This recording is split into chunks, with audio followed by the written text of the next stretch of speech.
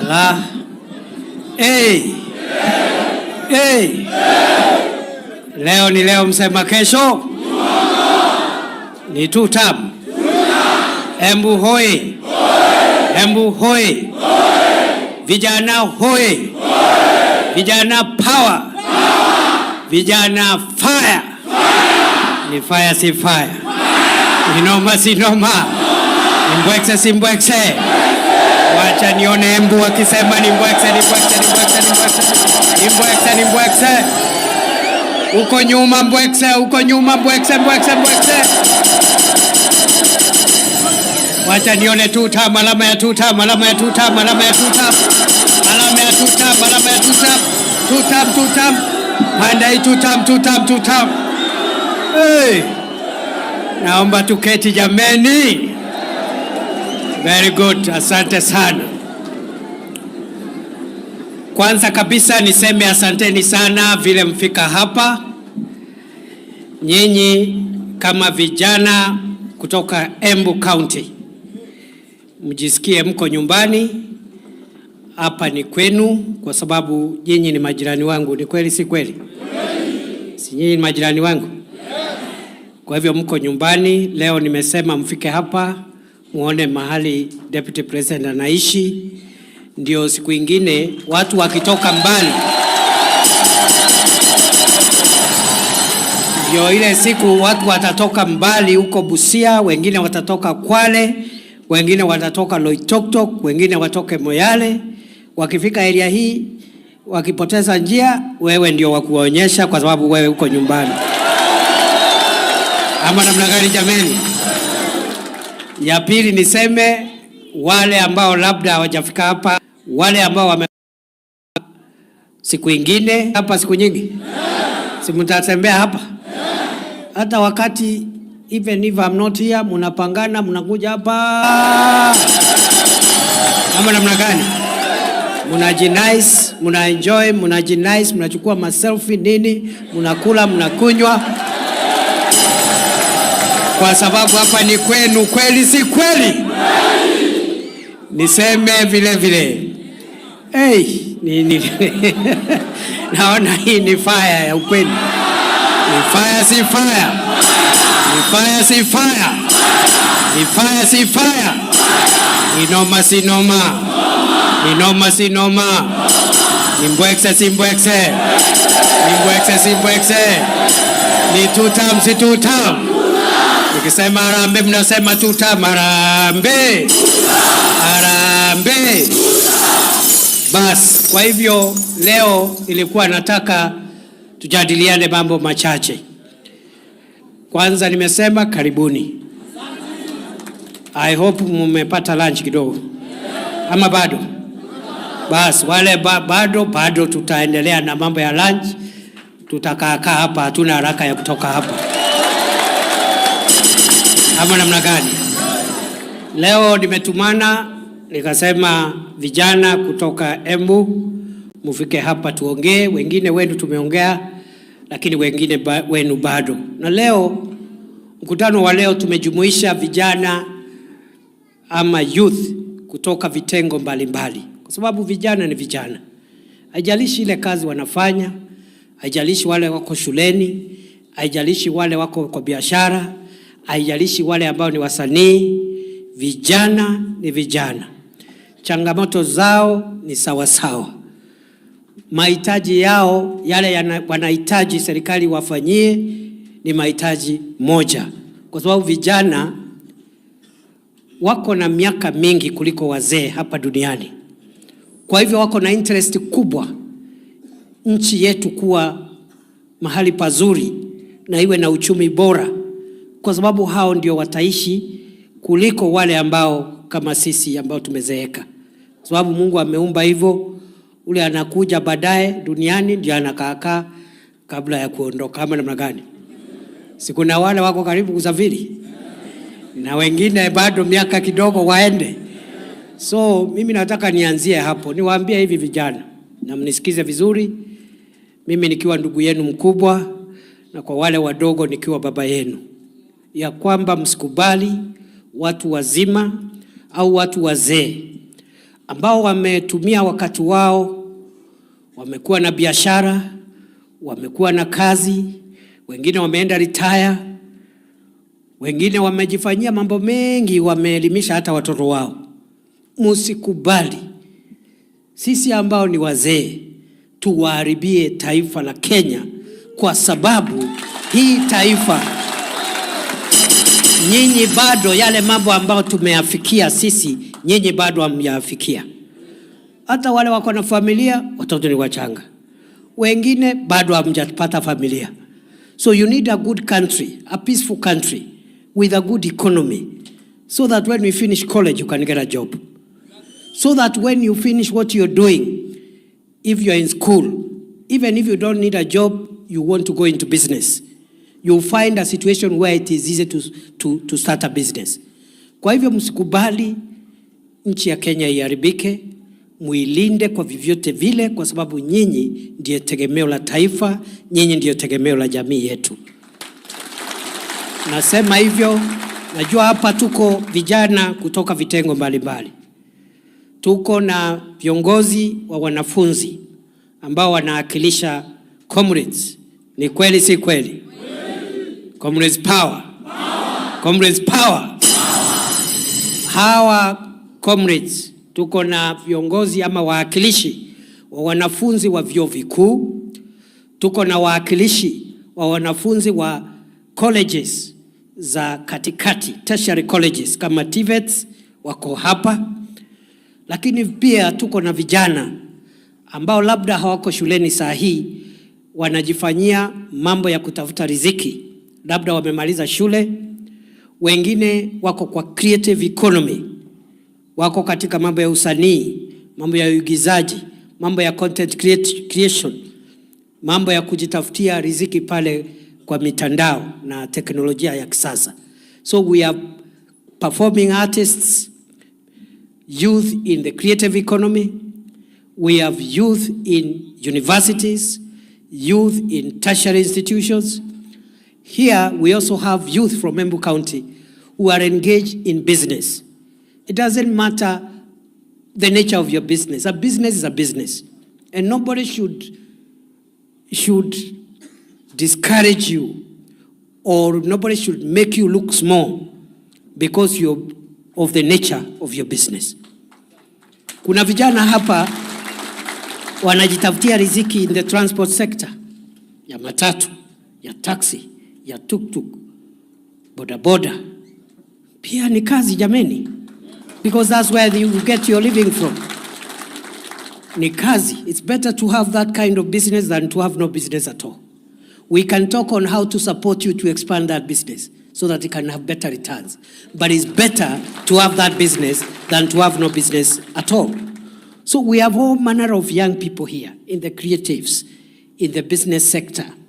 And that business, kuna watu wako pande ya transport, wengine wako na biashara ndogo ndogo, micro businesses.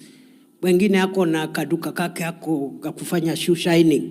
Hapo ndio anatoa pesa ya kulisha yeye na kulisha jamii kama ameoa, kama ako na familia. So young people, I want to encourage you today that you have a bigger stake in the progress of our country than the older people, because you have a longer time and you will spend more time than the older people. So don't allow those of us who have had our time to spoil the country for you. Vijana hoi. The country must be peaceful. The country must be stable. The country must continually reduce the number of jobless young people and people without opportunity. We must continually tackle unemployment and lack of opportunity. The country must be peaceful, as I've said. It must be good for business. And the country must expand. The economy must continue expanding for you and your children so that you will find opportunities in life the way we also found opportunities when we were young people. So it is a very important thing you have to do. And most of all, the country must be free from violence, from corruption, and from the things that make our country slide backwards. Na msikubali. Be good stewards. Ask the hard questions, especially to those in authority. All of us who are in leadership, ask us the hard questions. Demand for us better services. When you think we are not handling public affairs right, ask the questions. But I plead with you, as we make our country better, because there is no perfect society anywhere in the world. All countries have their own challenges. Some countries are dealing with unemployment, others are dealing with ethnicity, others are dealing with racism. So there is no perfect society in the world. So as you ask questions that are meant to help our country have a better governance system, a more accountable system, a corrupt-free society, a responsible leadership, ask those questions. But in the process, don't allow people to manipulate the national challenges to incite young people to destroy their own country. Because if you destroy the country, then it will defeat the purpose for which you are asking for better governance, because there will be no country to govern in the first place. I say that because recently I saw a bit of disquiet, and I said the issues that the youth of Kenya are raising about employment and equity and the need for us to fight ethnicity, the need for us to fight corruption, those are good questions. But they cannot be an excuse to destroy businesses, to burn people's shops, and those people have nothing to do with the issues we are fighting. People trying to make a living somewhere in town. Somebody has gotten a bank loan, has set up a shop, is using that shop to educate their children. Then because of issues about leaders, not even about the people, they get their shop burnt down. That is not right, because we are destroying our own investment, our own wealth. Let us express our views. Let us challenge the things that are bad in our society, but let's keep the country safe. Let's keep the country with a good business environment so that you as young people, you can inherit a better country and take it forward in the years to come. I also wanted to take this chance just to highlight a number of things that the government is doing to support the dreams of young people. Because many people are talking out there, and sometimes some of the things that people are talking are not true. Let me start by saying that, as I said, youth, there are youth in business, there are youth in colleges and universities, there are youth who are in the creative industry, and all young people, they have a common dream. And the common dream is that their education, their talent, their businesses will give them income so that they can raise up families and also get empowered as citizens. That is the dream. Whoever is doing a business, hiyo biashara imsaidie. Whoever is in university, they want to get a job, serve the nation, but also get income. Those who are in the creative industry, they are using their talents to also earn an income. So, as an administration since 2022, we've been thinking deeply on how we can build on the past successes of Kenya to make Kenya better and more successful. And I want to assure you, where we are today is not where we were in 2022 when President Ruto took over. We made some progress. It may not be as fast as we wanted, but definitely we've made some progress. What are we doing to empower young people and to create more opportunities for young people to realize their dreams? We noted in 2022 when we came into office that one of the biggest challenges we have is employment and income opportunities for young people. We realize every year about 1 million young people leave this education system at different levels: primary, secondary, tertiary, university. Total, about 1 million leave the education system. But we realize the economy is absorbing only a quarter of those who are leaving school. About 200,000, 250,000. And that is not good, because over time, if 100 young people leave the school system and only 250 are absorbed, 750 will be left hopeless without opportunity. The following year, the same. The following year, the same. Over many years, we have accumulated a large number of young people that could have an education, but they don't have an opportunity to use that education. Could have a talent, but that talent cannot give them income. So they are there, they have talent, they have education, but they have no opportunity to make money and get an income. And that's not good for the country. And we have come with deliberate programs to reduce the number of unemployed, jobless young people so that we can tackle unemployment and lack of income opportunity head on. Remember, as I have said, this problem of unemployment has not started in 2022 when President Ruto took over. It is an accumulation of many years. And many political leaders have always been saying, we have a problem with unemployment in Kenya. We have a problem. There are no opportunities for young people in Kenya, but they don't come with a solution. Okay? While we all appreciate we have a challenge of creating adequate opportunities for young people, very few people, if at all, have sat down to reflect what are the pathways that can help us reduce the number of young people that do not have income opportunities. We realized, for example, in 2022, for the comrades in the university, the tertiary colleges, we realized we have a big number of university graduates who have no jobs. Many of them in the teaching profession, but others in other disciplines. So we came with an expanded employment program for those university graduates who have studied education or health sciences or other disciplines, so that we can expand the number of graduates we are absorbing every year. Because of time, and I have quite a bit of speech to give, let me just exemplify using those comrades who have studied education.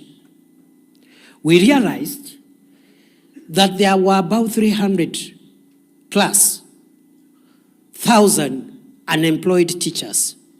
They are qualified to teach primary school, secondary school, they are unemployed.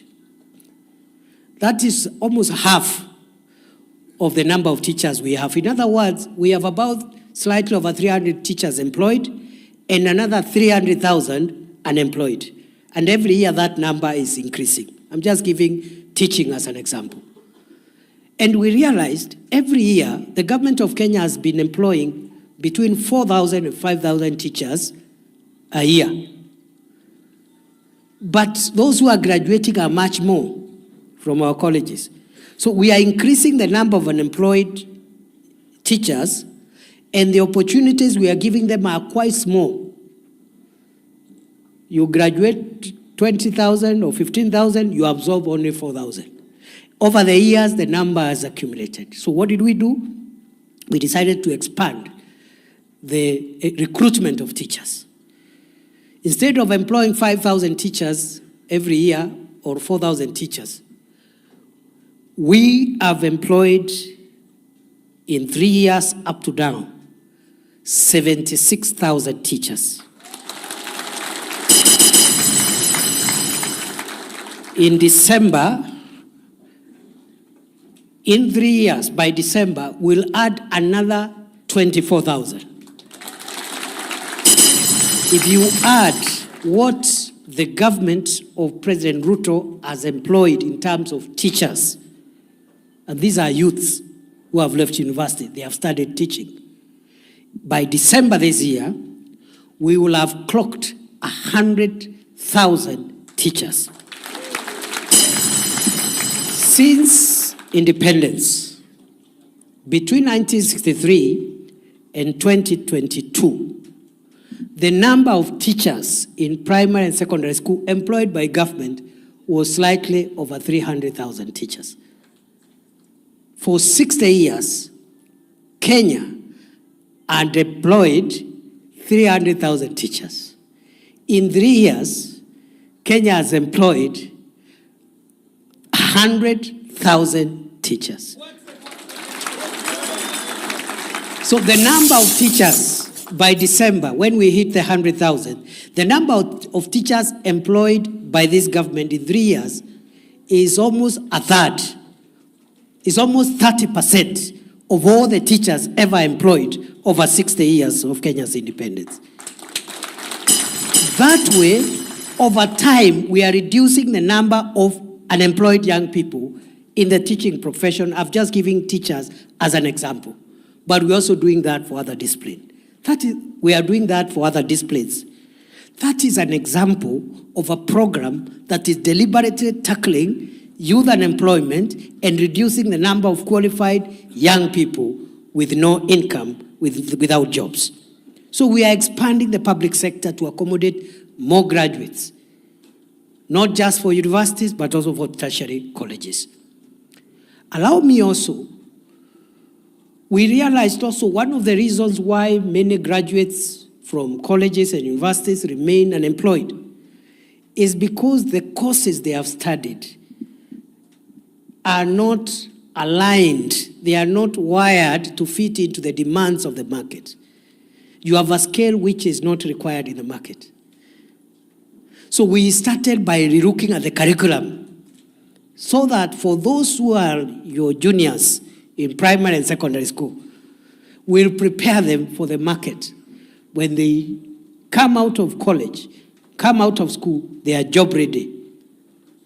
That's why we brought in CBC. When we were campaigning in 2022, every county we stepped into, the parents of Kenya used to tell us, abolish CBC. It is burdensome, it is confused, it is giving parents a lot of responsibilities. Did you hear that noise around CBC in 2022? Everywhere they were saying, abolish CBC. Today, you will not hear a single Kenyan saying, abolish CBC. Why? Why?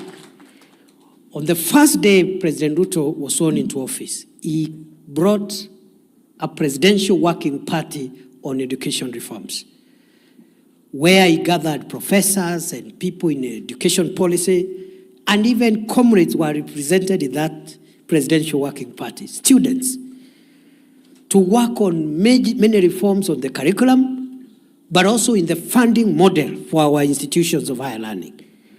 That presidential working party is the one that helped us fine-tune the CBC curriculum. And that is why the noise has gone down. Because children today are more comfortable, the teachers are more comfortable, the parents are more comfortable.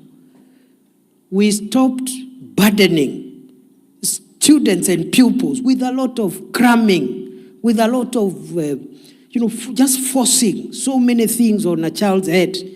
That's not necessary. And we found out that for you older people, and for us, we were pushed too much for no reason. That's why the CBC at the tender years is very soft on the children. And the final exam is a very small component. They are assessed every day, every week, every month, every term.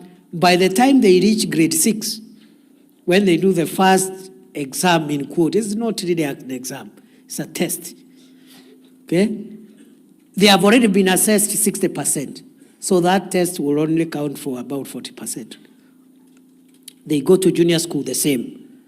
So it's a softer way so that children can grow, not just cramming science and cramming history and cramming the other subject, but they have adequate time so that in these 10 children in one class, maybe only about 5 are interested to go all the way to university to study to be engineers and lawyers and teachers. Some of them, because they have a bit of freedom and a softer curriculum, they are gifted to be sports people, to be musicians, and because of that curriculum now, we have said by the time the children leave junior school to senior school, and we are going to senior school in January 2026, the first class of senior school will be in January 2026. By that time, we'll have reduced the subjects, and the children will only concentrate on the subjects that relate to what they want to do in life, not to study everything. So we have a pathway called STEM for the children who wants to major in science, technology, engineering, and mathematics-related disciplines. Those ones will go to senior school and concentrate on STEM. Senior school, others will go there to study social sciences, because we still need social scientists. As much as we need engineers and doctors, we also need social scientists. We need psychologists, we need sociologists to help us live better with other members of society, and so forth. So, some will study social sciences in senior school. Others will study STEM.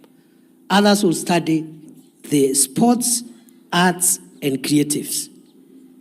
Music, performing art, for the 3 years they are going to spend in senior school. So by the time someone goes to university, they are very clear what they want to do for those who want to go to university. So that curriculum shift is a legacy so far of President Ruto's government, fine-tuning the curriculum to make it more adaptable and flexible to allow young people to go into the future more prepared for the job market, so that we reduce the number of unemployed, jobless, young people going into the future. And over time, the new curriculum will help us solve this issue, because some of those who are talented in youth and sports, in sports and arts, will very early start concentrating on those talents, and I'll tell you shortly what else we are doing to support those kind of students, so that we have a whole of society approach to education. So we are reforming the education system. We realize the teachers were not enough, we increased. We realize the classrooms are not enough, we have built 23,000 classrooms in primary and secondary schools. 15,000 of them have been built by the Ministry of Education, 8,000 of them have been built through CDF, which is a national government fund. So we have better facilities. We are now commencing equipping the schools that do not have laboratories, especially schools doing sciences, and they don't have labs. There are many schools in rural areas where pupils doing secondary exams, their first encounter with a microscope in a biology exam is on examination day. And that is very unfair to that pupil. The first time to see a Bunsen burner, or what is the other thing called? A pipette. There was something called a pipette. Those things, okay? They encounter them on KCSE day. While in other schools, they have been doing laboratory work in Form 1, Form 2, Form 3, Form 4. So we are bringing equity in education. But the tertiary institutions for colleges, the middle-level colleges, we are working on the curriculum there. We have brought in the modularization of the curriculum in tertiary institutions. Modularization means if you are a young person doing business and you want to study for a skill in a TVET, you don't have to close your business and go and study. You can go to a TVET, register for one module for 3 weeks, study, get examined for that module, go back, continue your business. When you get time, you come and do another module. And over time, you, in an almost part-time way, you continue with your business, but you also get your qualification when you have accumulated enough modules. Instead of saying, if you want to be a mason or a carpenter, you must close your shop and go and study in a polytechnic or a TTI until you finish. We have also brought in something called recognition of prior learning. Many young people are gifted by God in certain technical skills. So even before they go to college, you've seen very young boys, very young girls, they can make something, and they have not gone to school. Wengine wanashikanisha wires hapo, wire alafu anakuambia, have you seen those things? Just using their head, they can tengeneza namna hii. So there are people who can even be carpenters, but they have never been in any polytechnic. Is that true? Naweza tengeneza meza, lakini hajaenda polytechnic. So we have brought something called recognition of prior learning. If you are already a mechanic, but you have no qualifications, we just take you to the nearest TVET for 2 weeks. We bring the assessors to assess the level of your knowledge, the level of your skills. In 2-3 weeks, if we are certain that you are as good as any other mechanic, we give you the certificate. And many young people today in what we call juakali, many of them have not been to any college, but they know how to work welding, dirisha, they can do something hapo. So we can recognize that knowledge. You just go to the college, we get assessors from government, they assess the quality of your knowledge and certify you. It's called recognition of prior knowledge. We have also brought in something called dual training policy and many other things which I don't have time to explain in the tertiary level. That's why you have seen in 2022 when President Ruto was sworn in, the number of TVET students across Kenya was much smaller compared to the university students. Yet, economists will tell you, you are supposed to have students at tertiary level than those in the university. It's supposed to be a pyramid. Ours was inverted. You had almost 1 million students in universities and only 297,000 in TVETs. That's not good for the economy because you need more people with technical hands-on skills and fewer people with higher level supervisory knowledge to assist, but you need plumbers. The country is run by plumbers, electricians, masons. They are the ones who do the practical things. But we had more university students, almost 1 million, than tertiary institution students, 297. Today, in 3 years, we have moved the enrollment of TVET students from 297,000 in September 2022 to 720,000 today. By December, we want that number to go to 1 million.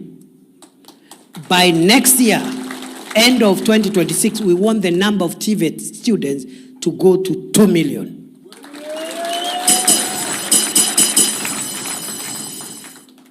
That is one way of empowering young people and making them job ready. The dual training policy, for example, makes you job ready because it combines theoretical study and practical study. You cannot graduate from a TVET unless you have been attached in a practical industry, a practical business, doing something related to your area of study. That way you become job ready by the time you graduate, and so forth and so on. So that's what we are doing at the university level. We are fine-tuning the funding model of the universities because in 2022, many universities were going bankrupt based on the model we were using to fund higher education. Today, the vice chancellors will tell you the funding model we are using is better, and many universities that were in debt are slowly stabilizing financially. We have also said, as much as there are issues around the means testing tool, we will refine the means testing tool going forward to make sure that students who cannot afford fees are not locked out of college because of the university funding model we are using. And you've seen already, the funding to higher education loans board has increased. Last year, we gave help 35 billion. This year, it is 41 billion. Comrades, power. Fire, see fire. So we are thinking about how do we make our education better, more relevant, of high quality, accessible, affordable, because that agenda is an agenda for young people.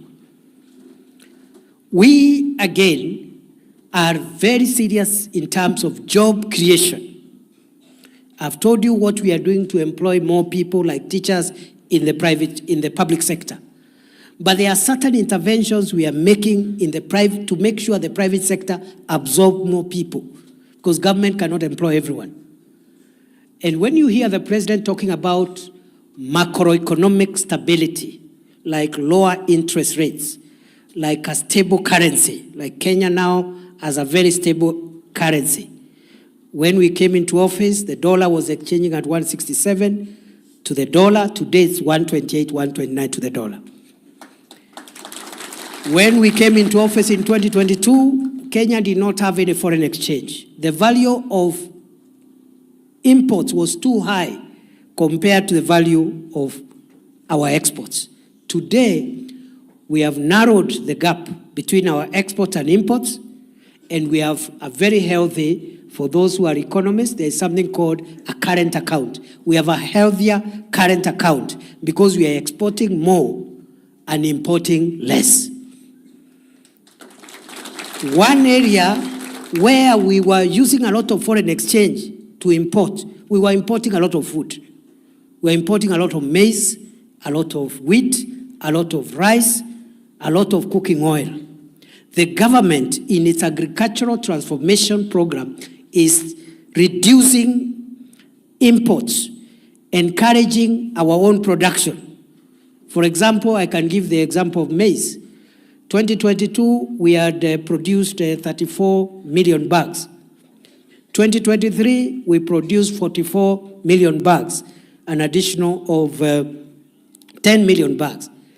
In 2024, it rose again to 64 million bags. This year, we are expecting to harvest 75 million bags of maize. Already, we have reduced the number of maize imports by 70%.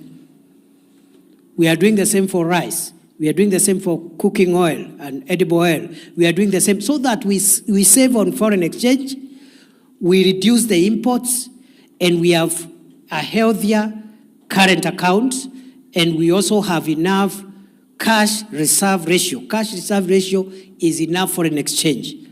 We now have almost, actually more than doubled the amount of current exchange we have, the number of dollars at the central bank from $5.7 billion in 2022 to currently $11.2 billion. So we are doing that so that we reduce the amount of money we spend in importing, so that the economy can be stable, so that private sector can access credit. You've seen the interest rates have started coming back from commercial banks, so that private sector can have more credit and employ more people. So there are many things we are doing to encourage private sector to absorb more young people in their businesses. But we are also saying that many young people are not looking for employment. Many young people are looking for income opportunity, either through business or through selling their talent. And that's why this curriculum is really a game changer.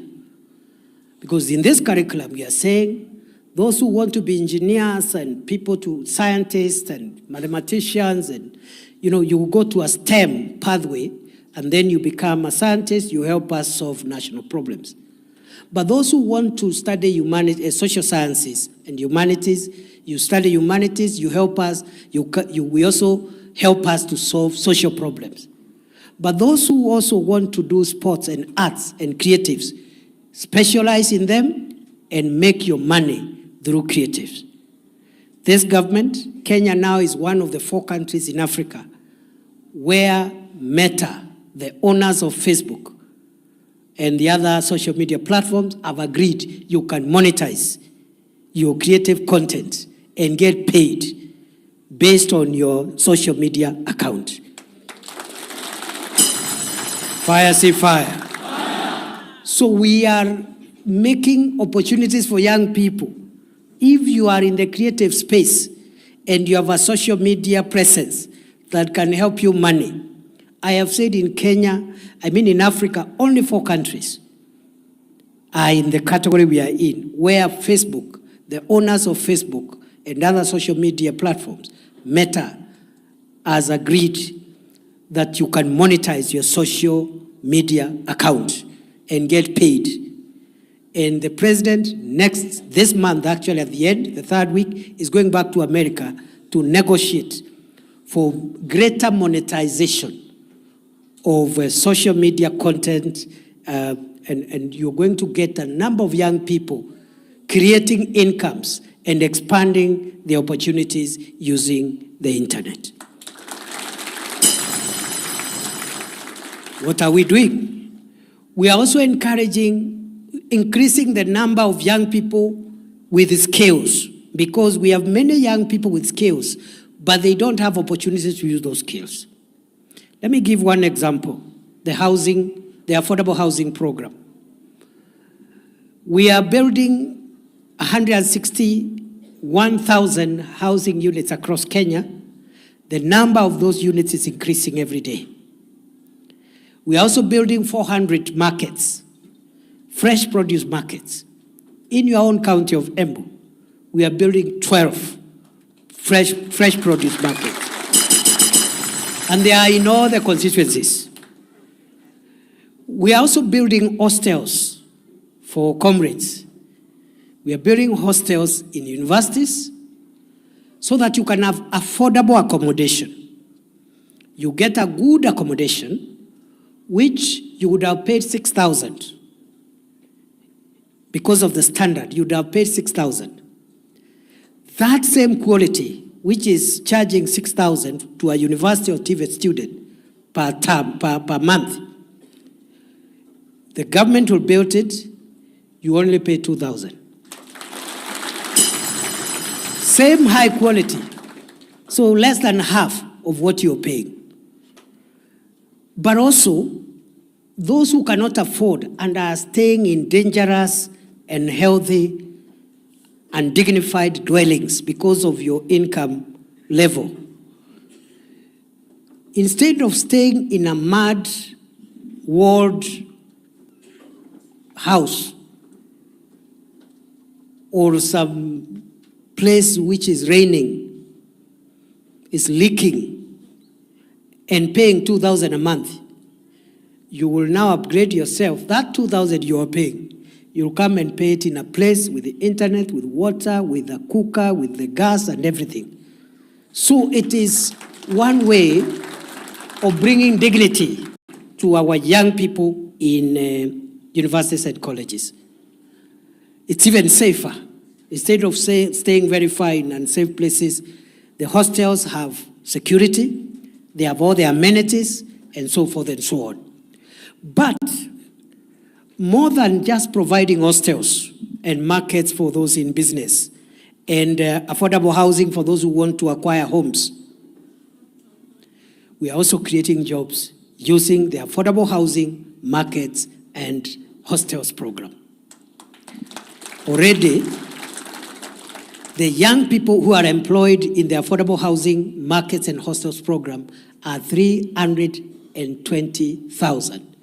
Sometimes the figure goes to 350, depending on how many active sites we have, but it is somewhere between 320,000 to 350,000 people who would not have had somewhere to get money from if the housing program was not there. And the housing program is not going to stop, because the demand for shelter, for quality houses is too big. It's only that people could not afford because the mortgages were too expensive. So today, families can have a single bedroom at 2 million, 1 million, 1.5, that way.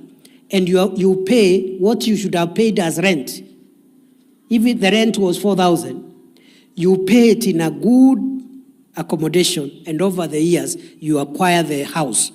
So we are trying to do that, to create dignified homes, but we are creating jobs. Today, between 320,000 and 350,000 young people are earning, and that program is not going to end anytime soon. It will be there 10 years, 20 years, 30 years.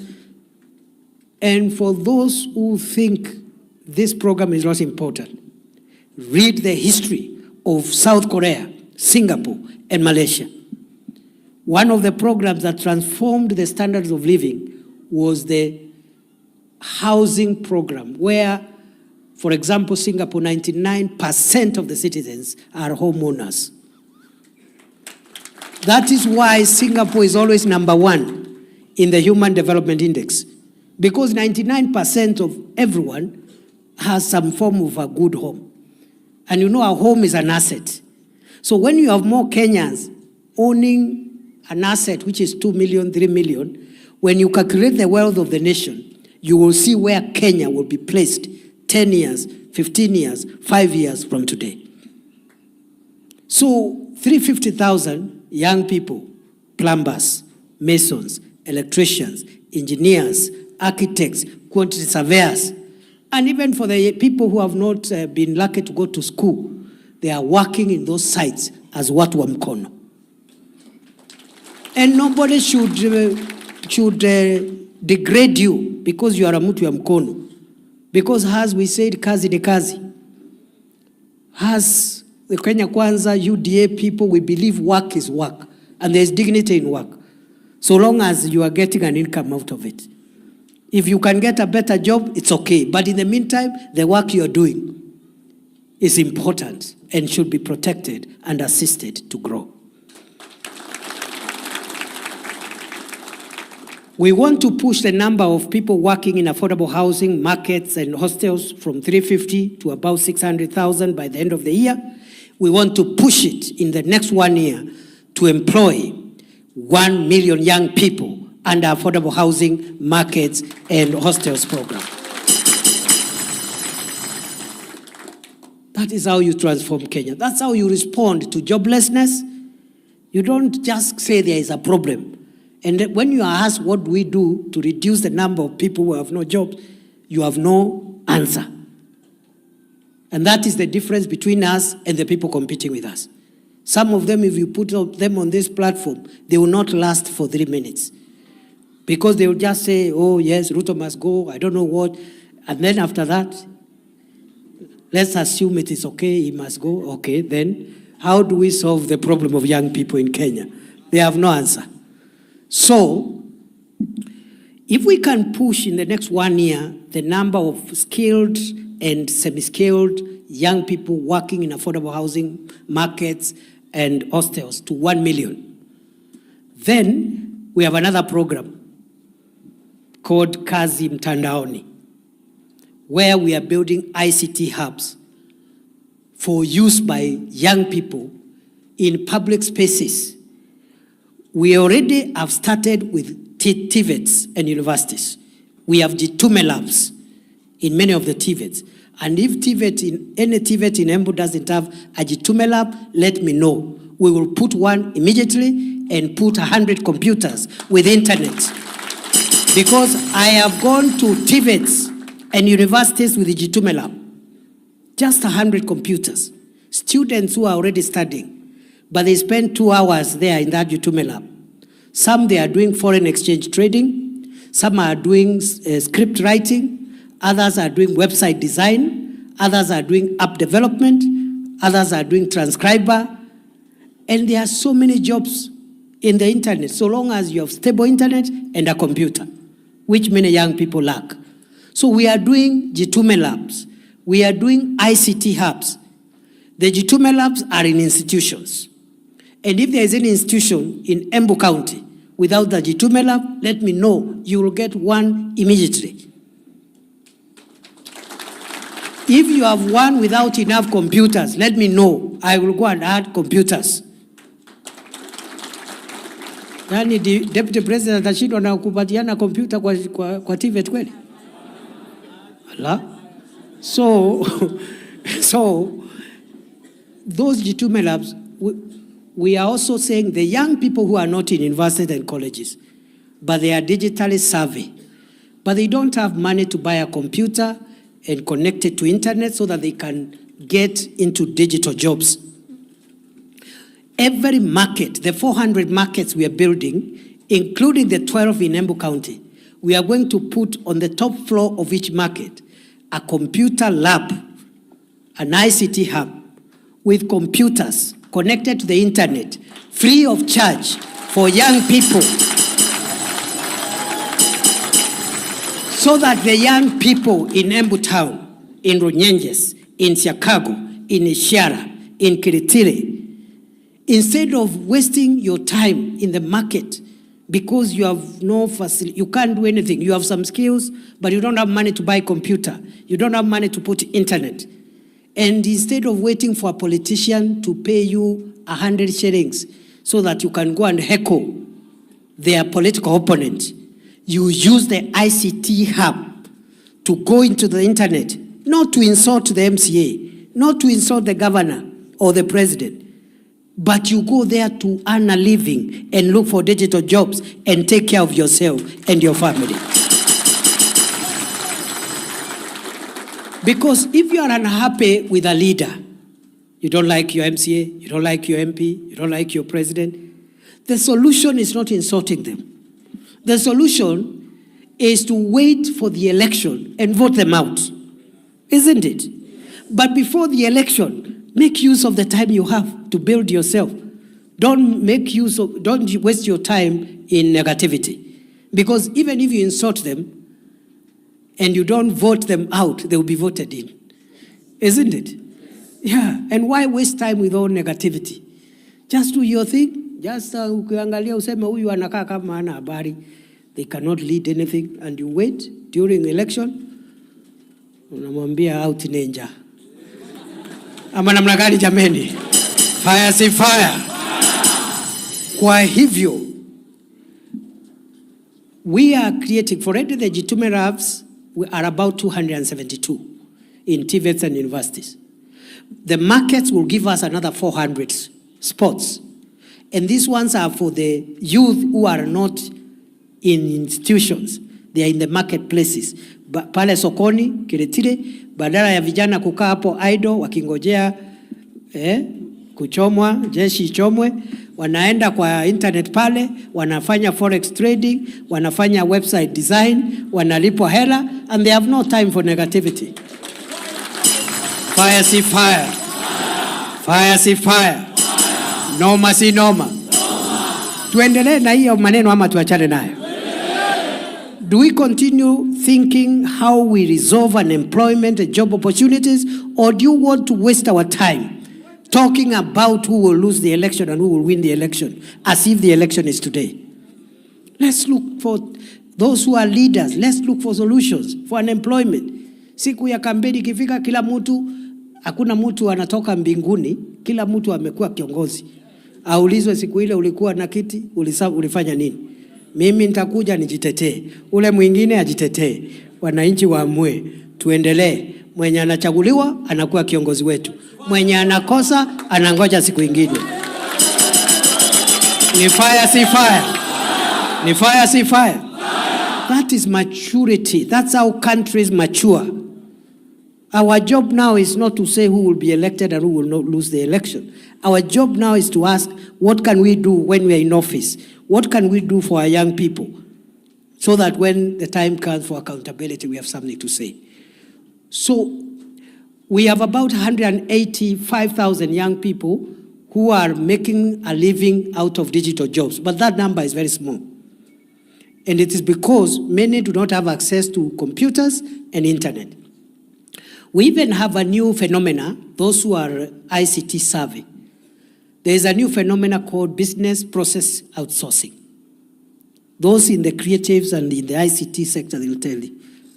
Where companies in America, in Europe, instead of traveling to work there, they employ you at the call center, for example.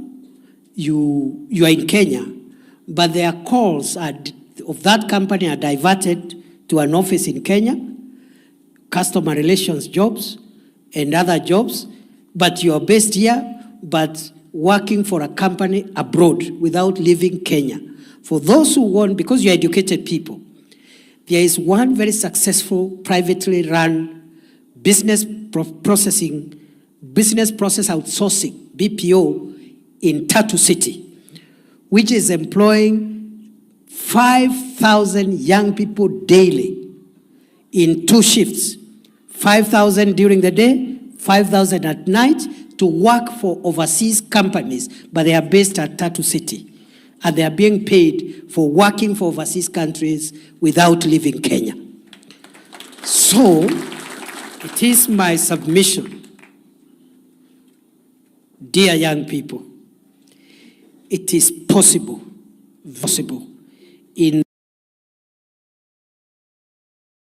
to expand the number of young people getting an income through the digital space, through the internet, through ICT. That number can easily rise to 1 million young people. It is possible. It is very possible.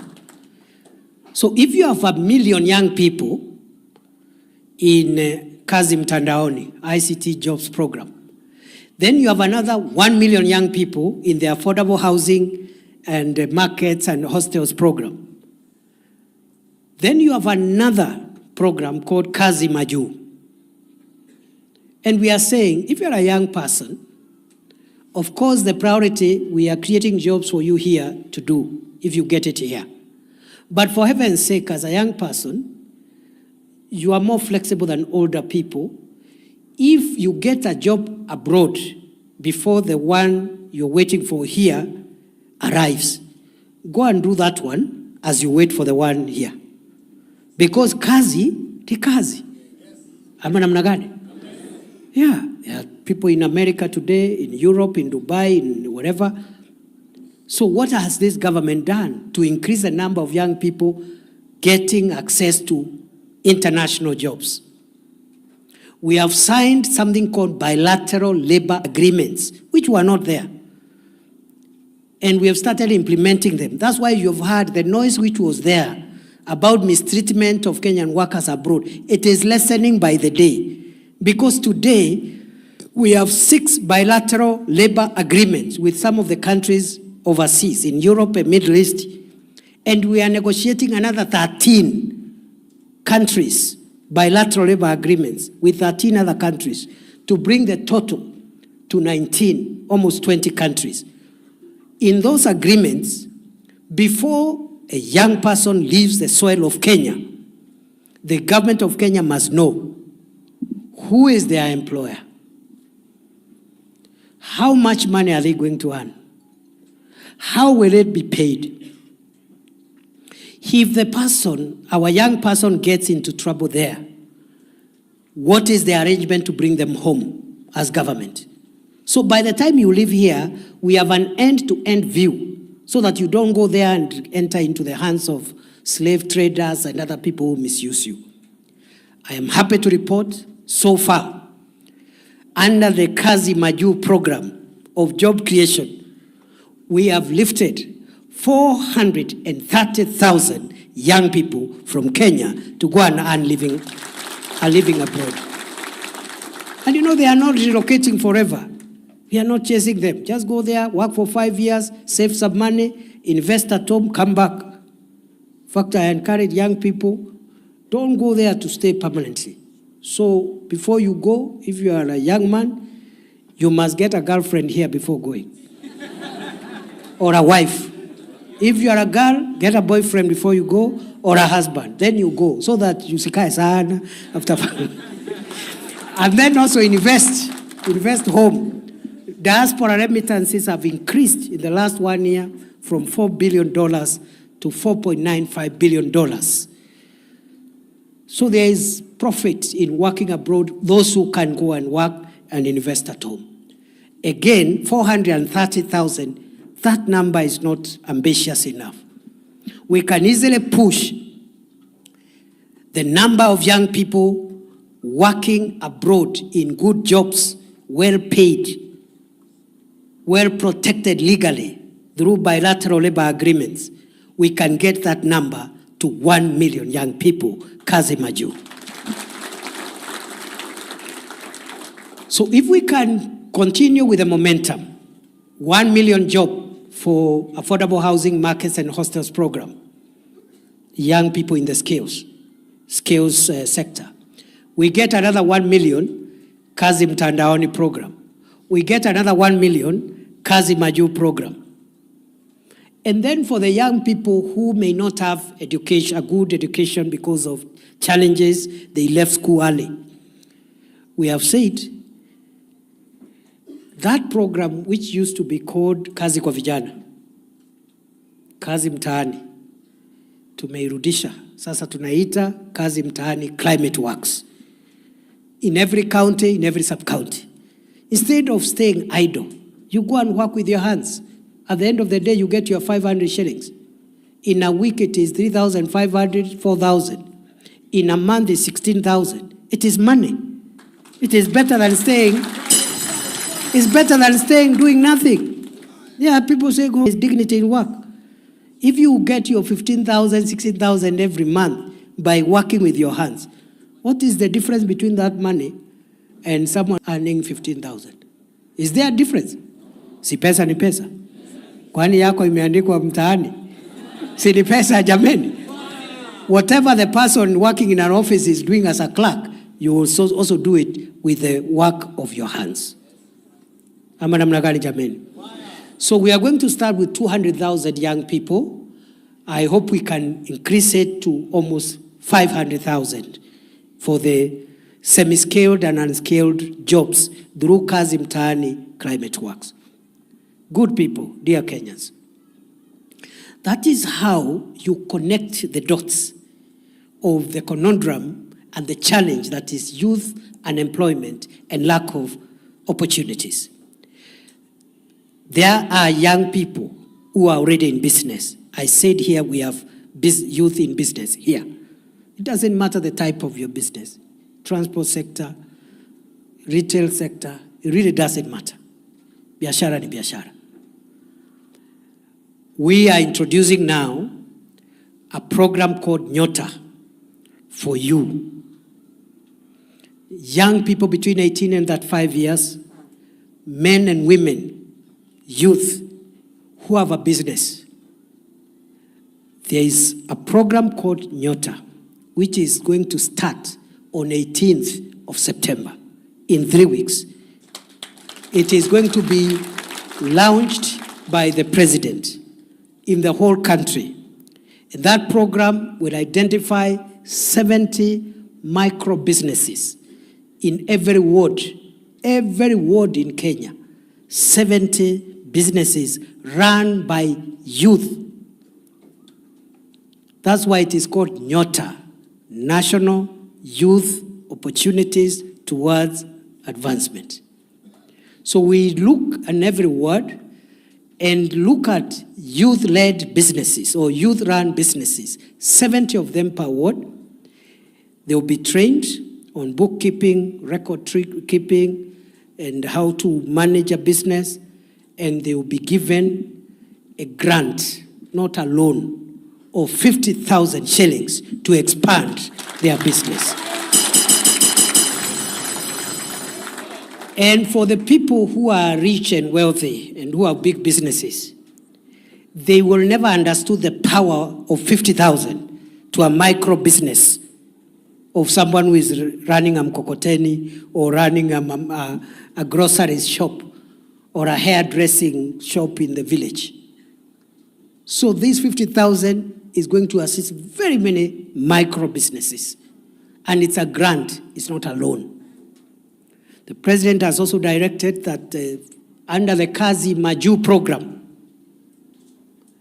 if you are a young person, you've gotten a job abroad and you have a contract, but you don't have money for getting a passport, you don't have money for medical exam, you don't have money for air ticket, the youth fund will give you a soft loan called relocation loan so that you pay the ticket, you pay the medical exam, you pay for the passport, uende utarudisha pole pole once you have arrived in the country of destination and you are earning your money.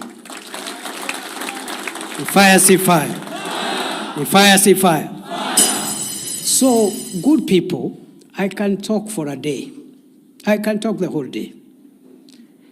But it is not right. And I am not saying that the government should not be criticized.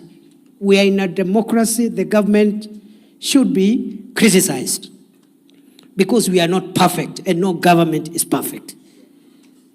Where we have excesses, we need to be told. Where we need to rectify, we need to rectify.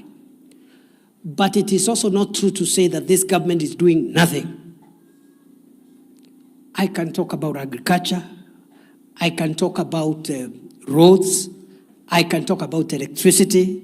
I can talk about health, many things. But today I just wanted to speak about the interventions of this government to create jobs and income opportunities for young people.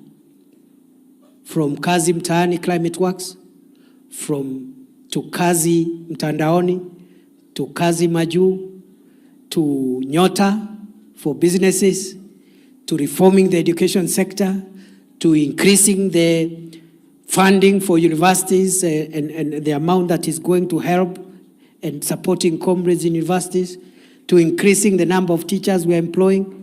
There is something we've done. And we have another 2 years to do even more. So I am not worried. When the time comes for us to account, we will not lack what to tell the people of Kenya. In every county, we will have something to say. Let me give you an example. What we've done, we have asked the National Employment Authority,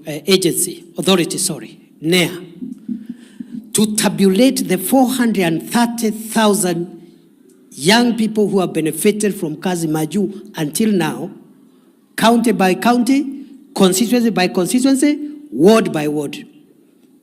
So that when we come to campaign in Embu, and we are in a place called Chicago, we will tell the people of Chicago, in Mbeere North, that out of the 430 Kenyans who have benefited from Kazi Maju from this administration, a number X, let's say 20,000 are from Embu County, but out of the 20,000 from Embu County, 4,500 are from here in Chicago, and these are their names. So and so from this village. So and so, na tunaweka hapo ofisi ya chief. So that people who are saying uongo won't be confronted with truth. Yeah, time has changed. Fire si fire, noma si noma. Unajua watu wanashindana na sisi, wako chini sana. They are very low. They are too low. Sisi tumejipanga vizuri because we know Kenya has moved on. We have an informed population. The claims we are making must be based by evidence. And we are ready. So if, for example, I have just given hypothetically, if we have helped 5,000 or 2,000 young people from one constituency to get jobs abroad, and their names are there, people know the son of so-and-so, the daughter of so-and-so. So who will come there to say uongo? Si atajaribu kuongea alafu ashikwe na kigugumizi. Yeah, they will start stammering. So, please, we will account for ourselves. You should not get worried. Leave no doubt in your mind that this government will account for itself.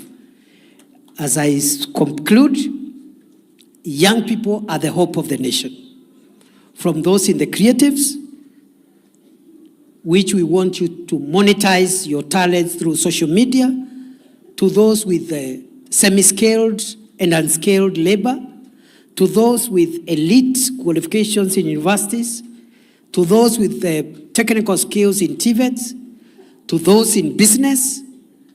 We have 4 or 5 interventions that over time are going to reduce the problem we have been having, because by 2022, when we came into office, we had about 6.5 to 7 million young people without jobs or income opportunities. And we are reducing the number. Of course, every year more are joining, but we are reducing the number, or we are increasing the number of people we are absorbing, so that you have fewer young people left without jobs and income opportunities.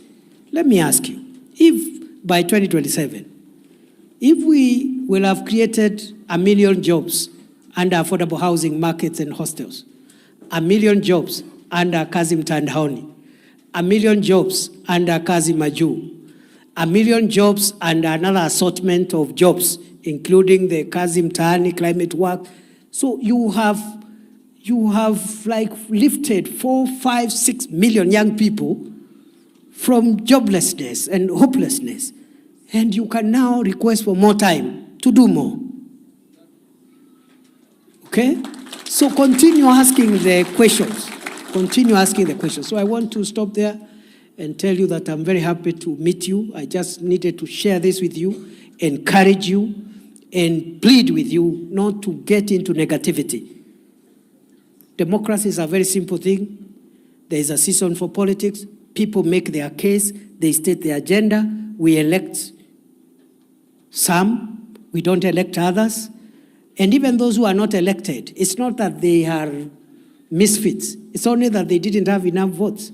And maybe they didn't get now, they will get some other time. So we should not make the country hostile just because of political competition. And nobody on the other hand should threaten the other, oh, you will not win an election, I don't know, you will do. Because election is not life and death. The country's future is life and death. Creating opportunities and job is life and death. That we must do. And so the people competing with us must come with their agenda for creating jobs. We will table ours, then they table their agenda. Then you look, examine, alafu uone wale wako wanakaa kama wako na network, wale wengine waambiwa wangoje, ama namna gani? Fire si fire. Noma si noma. Embu hoye. Embu hoye. Kwa hivyo nawashukuru sana. I think I'll be meeting you in your own groups later. I just wanted representatives from each sector. As young people, we have a general meeting, but I'll be meeting specifically. Kama nyinyi university students and tertiary students, mimi nataka kikao na nyinyi. Yes. And you know the good thing with comrades, and you know I'm a former university professor. So my youth, I spent my early years engaging young people and empowering young people, training young people. And I'm very proud to see very many lawyers that I have trained doing very well. The good thing with you people is that you, first of all, you listen, and when a point are persuaded, you accept. So mimi nitakuja hapo tungangane, kwa sababu kuna watu wanataka kuambia university students, this government doesn't care about you. It is not true. So nitakuja hapo tufanye kikao, hata kama ni 3-4 hours, and you can see I can talk for 7 hours. Alafu na nyinyi muongee namna hii. Ama namna gani? Wacha tusimame tuimbe wimbo moja, alafu a few people will come here and say something. Wapi DJ? Nyinyi ni tutam, mama mko wapi? Ni tutam? Ni tutam? Fire si fire. Noma si noma. DJ weka ngoma moja nzuri tu